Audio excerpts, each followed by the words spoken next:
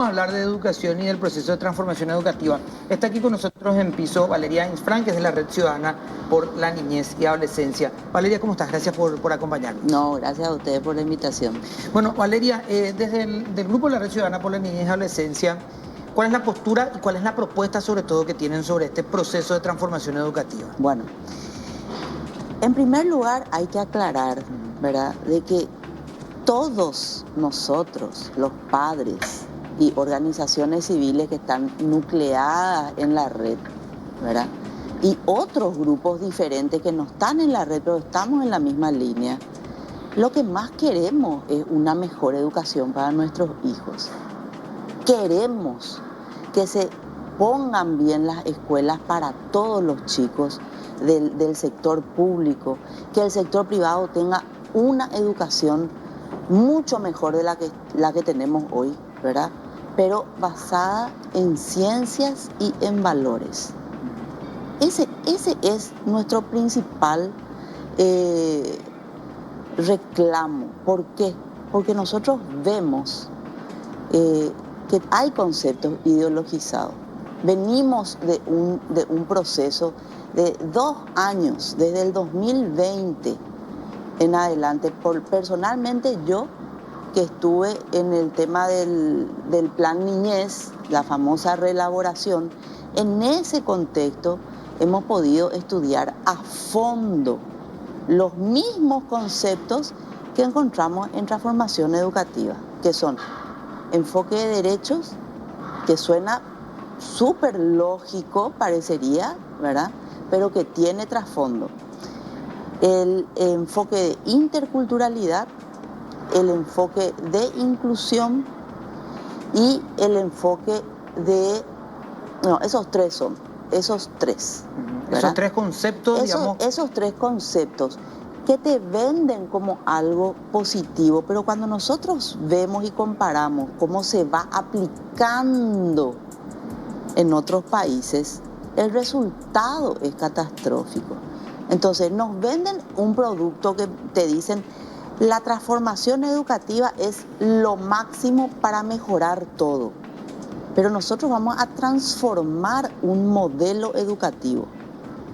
Nuestro modelo educativo es el común, el de siempre. Tenemos que reformarlo para mejorar el modelo, ¿verdad?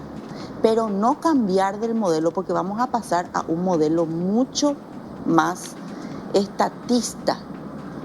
¿Cuáles son los puntos, digamos, en estos tres conceptos que hacen que la educación sea estatista? De hecho, hay una norma, o la norma hoy hace que el Estado tenga lineamientos de la educación, y hay, digamos, algunos componentes que ya se va definiendo si es una escuela pública o privada. Sí. Está el componente religioso, el componente lingüístico, qué sé yo. Cada uno tiene, digamos, algunos atractivos o aditamentos de acuerdo a la oferta educativa. Pero cuando hablamos de estatista, ¿de qué estamos hablando en particular? Bueno, yo te voy a comentar cuál es el enfoque que más nos preocupa, porque va directamente... socava directamente la patria potestad o debilita la patria potestad y abre la ventana a que se empiecen a dar conflictos a nivel de familia, porque lo que hace este concepto es empoderar a los menores, ¿verdad? ¿Cómo se hace eso?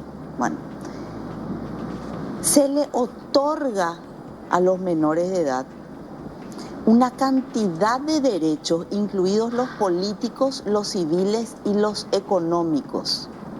Esos son derechos que enunciativamente suena muy lindo, pero cuando vos haces efectivo el otorgamiento de esos derechos a los menores, los estás convirtiendo en ciudadanos. Le estás dando prácticamente los plenos derechos de un adulto. Estos chicos que están en formación, están madurando, están creciendo, no pueden manejar con solvencia una cantidad de derechos que los sobrepasan en sus capacidades, ¿verdad? ¿Qué derechos en específico? Porque, a ver, sujetos de derechos son. Sujetos de ciudadanos derechos son. Es que ese es el tema. O sea, por supuesto, la ciudadanía uno adquiere a los 18 años de edad.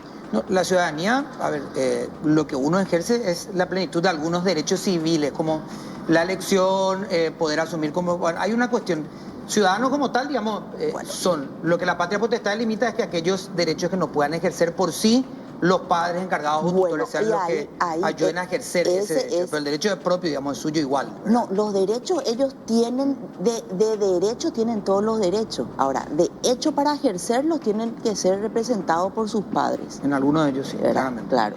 Entonces, ciudadanos plenos ellos no son. Pero se articula este concepto, este enfoque de derechos por medio, por ejemplo, de la autonomía progresiva del menor. ¿Qué es eso? Que según su grado de madurez, que según su desarrollo, que según su edad y su contexto, entonces él va adquiriendo una autonomía progresiva para decidir sobre su propia vida independientemente de sus padres. Pero en caso de conflicto, yo padre o yo madre, ¿verdad? Veo que mi hijo va a tomar una decisión que pone en riesgo su seguridad, él no está todavía preparado. Y él dice, me está vulnerando un derecho. Y va y denuncia. No estamos hablando de causales de pérdida de patria potestad. Estamos hablando de adquisición paulatina de derechos y que él quiere ejercer y nosotros, vos y yo como padres, decimos, todavía no está preparado. Se abre el camino para una denuncia y se judicializa, interviene el Estado en una cuestión que hasta ahora en todo nuestro modelo es de la intimidad de la familia y de la forma en que vos educás a tu hijo.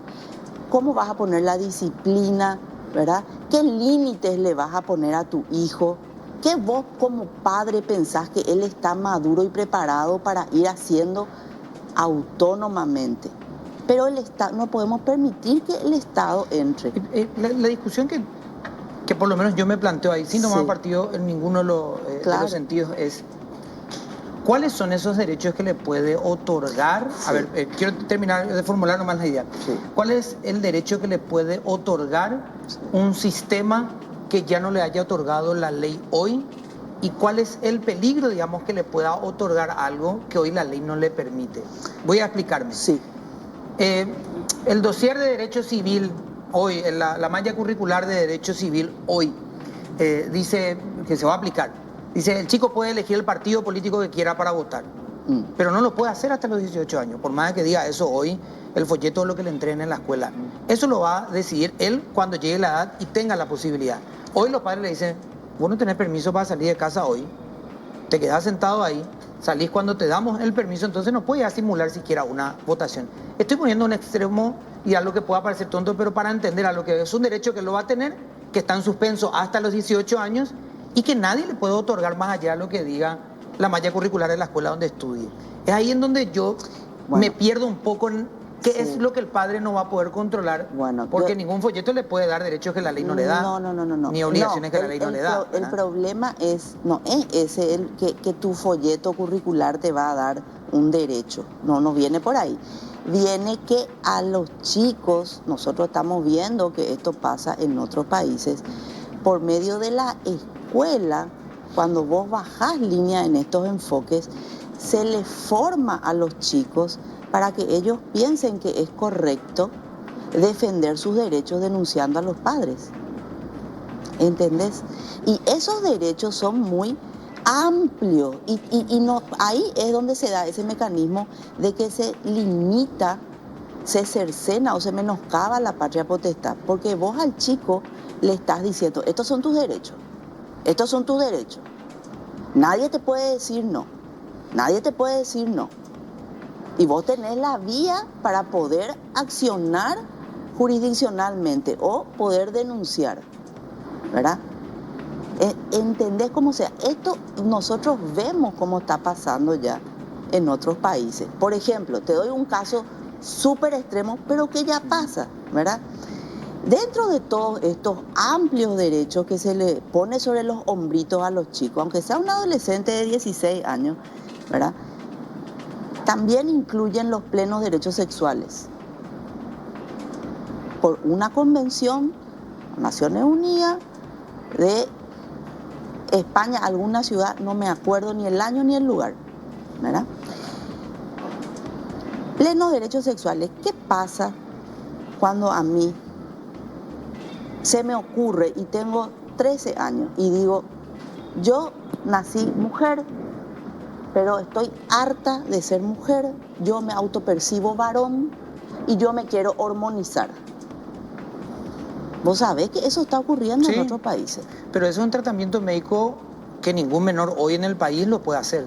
Todavía, porque no, Claro. no están dadas las condiciones. Espera, y todavía esto, pero esta agenda pues es progresiva, eso es lo que hay que entender, ¿verdad? Y cuando se sientan las bases de que eso sea eventualmente posible, cuando dejamos permear todos estos conceptos dentro de nuestro sistema educativo o dentro de nuestro Ministerio de la Niñez y nuestras leyes, etcétera, etcétera, ¿verdad? Entonces, yo veo que mi hijo o mi hija de 12 años va a tomar una decisión radical en su vida, no está preparada para tomar esa decisión. Y yo le digo, no, eso vos no podés, te tengo que proteger, yo tengo un deber de protegerte. Pero ella denuncia, en Francia, por ejemplo, hace poco se viralizó muchísimo la noticia, ¿verdad?, de que los padres pierden la patria potestad cuando no dejan a sus hijos hacer este tipo de tratamiento para cambio de sexo. Para mí es muy difícil discutir, digamos, Sí. algunas cuestiones legales con lo que ocurre afuera, Sí. porque hay que ser un especialista en derecho comparado internacional como para poder Sí. entender, digamos, a cabalidad. Hoy siento que la conversación está en el fuero educativo, pero que ustedes el temor que tienen es la discusión en el fuero legislativo. No en el educativo como tal, porque aunque todo esto se pueda, quiero repetir este concepto, Sí. todo esto se pueda incluir en la malla curricular, que probablemente sea el término adecuado, no es legal. O sea, mucho de esto que se puede hablar hoy no está contemplado en la ley. Hasta que no tenga 18 o 21 en algunos de los casos, no lo va a poder hacer. Me quiero pintar una cerveza con mis amigos porque tengo 14 años y dicen que tengo derecho. Hoy no, si los padres no permiten esa posibilidad, él no puede ir, en la casa no se puede dar ese tema. No puede ir o no debe, aunque sabemos que ocurre, comprarse una cerveza en una estación de servicio o en una despensa del barrio, porque hay derechos, digamos. Ahora, esto por más de que se plante una semilla en un folleto o en una malla curricular, legalmente esa discusión no está hoy, o por lo menos no se da hoy en el Parlamento, yo al menos no la escuché. Para poder tener una denuncia de ese calibre, la pérdida de patria potestad, hay que hacer una modificación legal de la mayoría de edad como primer punto, para poder ejercer pleno derecho sobre algunas situaciones médicas. Eso hoy no está. El temor de ustedes es que eso se pueda dar. No tiene nada que ver con que haya una modificación de la edad para adquirir la mayoría de edad, ¿verdad? Porque nosotros estamos viendo cómo esto, o sea, nosotros lo que tenemos que entender es que esta es una agenda copia y pega. Vos ves, y nosotros estamos asistiendo a un proceso de homogenización de los sistemas jurídicos en el mundo. ¿A través de qué? A través de la famosa Agenda 2030. Todito nos estamos alineando y estamos haciendo los cambios, primero a niveles de estos tipos de cambios, a niveles de planes, de ministerios, después avanzan a las leyes, tenemos ya muchas leyes alineadas a este tema de la ODS o Objetivo de Desarrollo Sostenible, ¿verdad? Entonces, no se trata que tenga que bajar la mayoría de edad, ¿verdad? Se trata sencillamente de que esto se va incorporando como un derecho y el sistema se va acomodando a que sea visto positivo, o sea, no positivamente, sino que sea posible que el chico denuncie por cuestiones que él percibe que es una vulneración a sus derechos, sea o no sea verdad. No, yo entiendo, digamos, hay dos cuestiones de dos fenómenos que no hay que correr para hablar. Sí. La globalización es uno de ellos, No hay que temer de hablar de esto Sí. pensando que es solamente una cuestión religiosa, no. Es un No. fenómeno que existe y se viene hablando por lo menos hace 50 años. Sí. El globalismo, la globalización es un fenómeno que se habla hace 50 años, Claro. por lo menos. Yo creo que ese debate no lo podemos correr. Sí. De que hay una tendencia internacional a tener una cuestión homogénea en cuanto a algunas cuestiones, es algo que se está debatiendo por lo menos hace 30 años también. Yo entiendo. Lo que creo es que hoy la discusión está avanzando a un ritmo foráneo antes que un ritmo local. Pero eso es una impresión mía. Estamos hablando de lo que ocurre en Francia, lo que ocurre aquí, no hablando de algunas cuestiones que ocurren acá en el sistema educativo. Vos sabés que bueno, ¿sabes cuál es el tema? Que cuando en nuestro sistema educativo, en nuestras políticas públicas de niñez y adolescencia, Ministerio de la Niñez y Ministerio de Educación, empiezan a penetrar estos conceptos, se empieza a realizar como una transformación social, porque te van cambiando el chip de los chicos, ¿verdad? Entonces es lo mismo que vos le enseñes todos los días buenos hábitos, los valores, responsabilidad. Si vos todos los días le enseñás estos enfoques, ¿verdad? Le enseñás que, por ejemplo, el enfoque de derecho también tiene incluido en él el famoso enfoque de género. Si vos todos los días le repetís a un chico que ellos pueden ser algo diferente que el sexo con el que nacieron, ellos se van a convencer de eso después de cierto tiempo de escolarización. Se va a normalizar, va a estar bien visto. Entonces nosotros estamos promocionando o promoviendo por medio de nuestras políticas públicas educativas este tipo de enfoque y no es una cuestión religiosa, es una cuestión de sentido común. ¿Por qué le vas a hablar a un niño, a un menor de edad de estas cosas? ¿Verdad? Valeria, quiero tomar el planteamiento que hacía Toto con relación a que usualmente parece que tomamos cuestiones foráneas y no miramos un poco la realidad nacional, ¿verdad? Sí. Atender un poco la cuestión estadística de cuál es la situación de nuestros niños, niñas y adolescentes y ver un poco dónde están hoy vulnerados sus derechos, ¿verdad? Porque estabas diciendo hace rato hablando como sujetos de derecho, que coincido con Toto, son sujetos de derecho. Sí, claro. Hoy el mayor porcentaje de niños vulnerados en sus derechos están siendo justamente en sus hogares.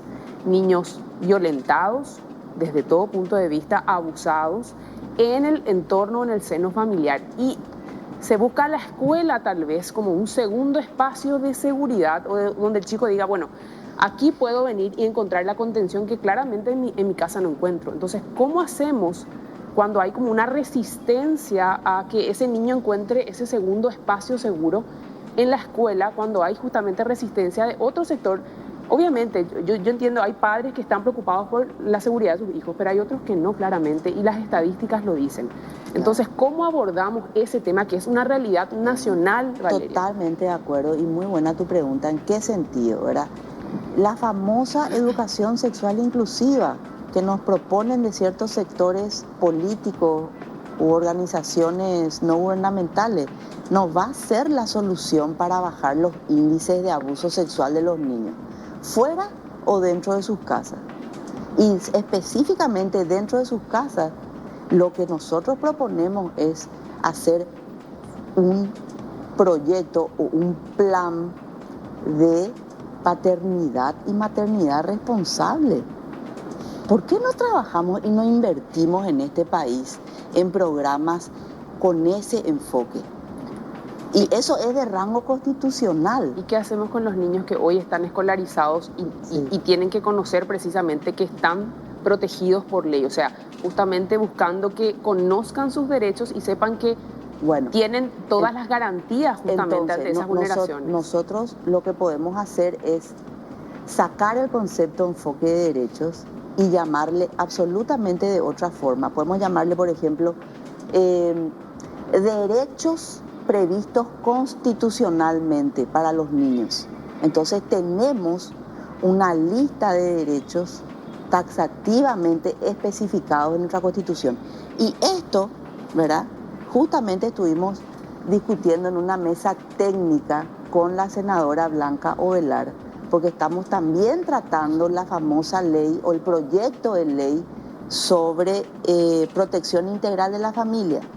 Y dentro de esa ley, de ese proyecto, también está el enfoque de derecho. Y estamos discutiendo sobre estas cuestiones, ¿verdad? Entonces, no abrir ese abanico inmenso, limitar con lo que constitucionalmente los chicos tienen previstos como derechos, que son amplios y en su justa medida, ¿verdad? Entonces, los protegemos por un lado a ellos, los educamos en sus derechos constitucionales enunciados en nuestra Constitución y a la par hacemos un gran programa de maternidad y paternidad responsable. Valeria, para entender para dar así algunas algo poner sobre la mesa, ¿verdad? Para entender más el temor, digamos, que tienen ustedes. Ustedes ya tuvieron acceso a eso puntualmente que plantea la reforma educativa, la transformación educativa. El último acuerdo. ¿Cómo se va a plantear en aula eso que estás mencionando? Si es que realmente va a ser así, ¿verdad? En la práctica. Es que es así porque viene. Toda la transformación educativa está alineada a la Agenda 2030, ¿verdad? Los Objetivos de Desarrollo Sostenible de la Agenda 2030 te habla específicamente en su punto 5, igualdad de género, que mucha gente afirma categóricamente que es sencillamente la igualdad entre el hombre y la mujer. Pues nosotros la igualdad entre el hombre y la mujer la tenemos desde los años 1960, prevista en nuestra legislación nacional. Pero en la práctica no es así. Bueno, esas son cuestiones que... No sé, a mí, yo nunca tuve un problema, siempre me sentí igual ante la ley con él, ya es entrar mucho, pero yo lo que quiero saber es una perspectiva, es una perspectiva, ¿verdad? Yo sí. no burlándome del ejemplo, digo, las cosas que yo la viví no puedo creer que nadie las vivió o que no ocurrió. Claro. Yo entiendo eso. Ahora, totalmente. Yo creo que estamos perdiendo una gran oportunidad. Centrándose quiero terminar, Valeria, sí. en una discusión en particular. Sí. Porque estamos cayendo en los dos extremos. Hay un fenómeno hoy a nivel internacional que se llama educacionismo, en donde tanto se plantea como que estar en la escuela y estudiar te va a sacar de la pobreza, que no es una realidad según algunos índices a nivel internacional. Porque hay otros contextos que definen que por más que hayas estudiado, hayas aprendido y entendido todo durante la escuela, no vas a mejorar tu condición de vida, porque hay otros factores. Sí. Hay otros factores. Sí. Entonces yo creo que hoy la escuela puede tener algo, mañana puede tener otra cosa, o puede haber un peligro para ustedes de que se incluya algo. Pero la vieja frase, mientras la casa no sea el primer hogar, la escuela jamás va a ser el segundo espacio. Nunca. Entonces, yo con el ejemplo que estabas dando acerca de cómo yo a mi hijo le voy a enseñar algo si en la escuela le están martillando otra idea. A mí en la escuela me han puesto un montón de ideas, pero yo traje una base en mi casa y me parezco hoy más a mi casa que a la escuela, en algunas de las cuestiones, o al colegio o al lugar donde estudié, por contextos particulares. Entonces creo que estamos perdiendo la oportunidad de poder rever el sistema, porque estamos sumergidos probablemente, no quiero afirmar, digo probablemente, a una discusión foránea. No es foránea. Probablemente. No, mira, yo te voy a decir una cosa. Esto, si nosotros bajamos la guardia y permitimos que los conceptos ideologizados se impregnen en nuestro sistema educativo, esto llega sí o sí. Es la receta perfecta, por eso nos imponen. Esto es parte de una agenda y hay que entender eso. Y vos muy bien sabes, me doy cuenta porque decís que tenés la conciencia de que es una agenda de hace muchas décadas y que viene avanzando. Ojo, yo no dije agenda, dije fenómeno. Perdón. Dije fenómeno. Te referiste a la globalización. Sí, como un fenómeno. Como un fenómeno, no como algo... a lo que yo quiero ir es que me parece que algo mucho más abierto que un dossier. Que algo mucho más amplio, que un proceso mucho más amplio que una agenda o un dossier. Yo por eso hablo de fenómeno. Sin y duda. a lo que planteo, o digamos lo que yo planteo, es que esto hay que reverlo. ¿Y por qué digo una discusión foránea? No digo que sea solamente... Porque aquí pareciera ser que la cuestión se quiere poner pro agenda y pro vida, pro familia. Como si fuera una discusión solamente de dos grupos, digamos, dentro de esto. No. Y cuando hablo de foráneo, cuando hablo de una discusión foránea es... tanto del grupo pro como el grupo contra, digamos, de alguna manera, para poner las cuestiones de alguna situación. Cuando estamos teniendo una discusión particular en el Paraguay, los chicos de Asunción se tienen que educar con el mismo sistema que los chicos del interior. Tiene que ser la misma perspectiva acerca de cómo van a salir técnicamente los alumnos de un bachillerato de Asunción como del interior del país. Tiene que ser el mismo sistema de horas cátedra cargadas, tiene que ser el mismo sistema de abordaje de un colegio en Tabaí que en Barrio Obrero. Y esa es una discusión que no se está teniendo porque, de vuelta, se está centralizando un debate en la capital y se están trayendo condimentos incluso al extranjero sin mirar para adentro. Vos sabés que sí se está haciendo esa discusión. Se está previendo el tipo de, o sea, según la zona del país, la zona rural es otra realidad y hay otro enfoque, ¿verdad? O sea, yo veo desde los documentos que leo, me estoy dando cuenta de que se está haciendo una distinción. Eso yo te adelanto, ¿verdad? Ahora, lo que te digo es, nosotros no nos oponemos a una reforma educativa. Es necesario, queremos que se mejore. Yo leo los materiales de mis hijos y veo lo que ellos aprenden y lloro. Porque es lamentable. Y les pido y les inculco la lectura porque les digo, no se queden con lo que les da el colegio porque es muy poco. Nútranse de otras cosas. Es muy básico. En general, el promedio de nuestro colegio es así. Y estamos hablando, en este caso, de colegio privado. Por supuesto, el colegio público, imagínate, ¿verdad? Necesitamos urgentemente, pero podemos hacer un buen proyecto de reforma educativa realmente adecuado a lo que nosotros como paraguayos necesitamos y respetando nuestra cultura y nuestros valores y sobre todo poniendo énfasis en que sea ciencia la que se imparta, no adoctrinamiento. Eso sobre todo. La cuestión acerca del sistema paraguayo, algo que yo ya lo he abordado en otros espacios también, con los grupos docentes. Yo pensaba hace 15 años que teníamos que eliminar a todos los docentes del país para que la educación mejore y tener nuevos y mejores maestros.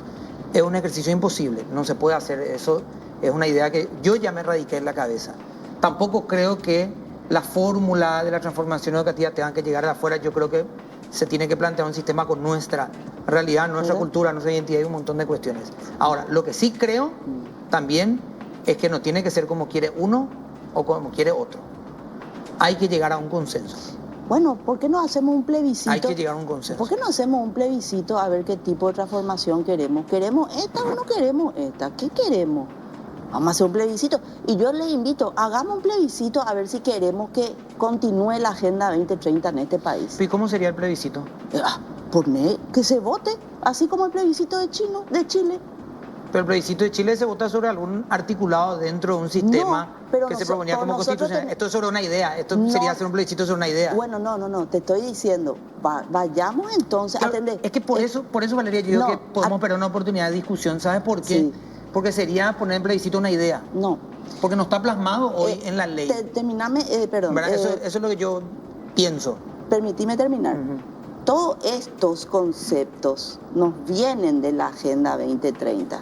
Entonces, pongamos en plebiscito si es que nosotros queremos, porque a nosotros nadie nos consultó, ni nadie nos explicó lo que contenía la Agenda 2030 y sus implicancias y consecuencias. Nadie. Y tenemos acá, y tenemos un Plan Nacional Paraguay 2030 que viene de esa agenda internacional. No hubo una consulta, esa agenda no pasó por el Congreso. Entra a nuestro sistema jurídico por un decreto y todas nuestras políticas públicas se están alineando a esa agenda y están dando la espalda a nuestra Constitución Nacional. Y eso es grave. No, pero eso se subsana con la justicia. Nada puede ser mayor que la ley que la Constitución. Y bueno, pero vos sabés que no es claro, tan fácil, ¿verdad? Porque todos los poderes del Estado... ¿Cómo plantear un plebiscito sobre algo que no esté articulado, que no esté legalizado, que no sea una intención de ley? Por eso creo que la discusión tiene que ser tan amplia Está tan bien, amplia no, estamos como haciendo. como hablarlo de esto, pero no como una idea cerrada, una Agenda 2030 y una idea cerrada, Es que queremos el esto, problema, sino socializar toda la idea para saber de qué el estamos hablando. problema es ¿Verdad? que la fuente de todo esto es la Agenda 2030 y la población paraguaya no fue consultada. Y de los objetivos de desarrollo sostenible vienen estos lineamientos, ¿entendés? Entonces, ¿qué vamos a hacer? O vamos a seguir, yo me voy a un extremo como decirte, no es que vamos a poner a plebiscito un modelo de transformación educativa, no, vamos a la fuente de lo que nos está bajando línea en nuestro sistema educativo, Agenda 2030.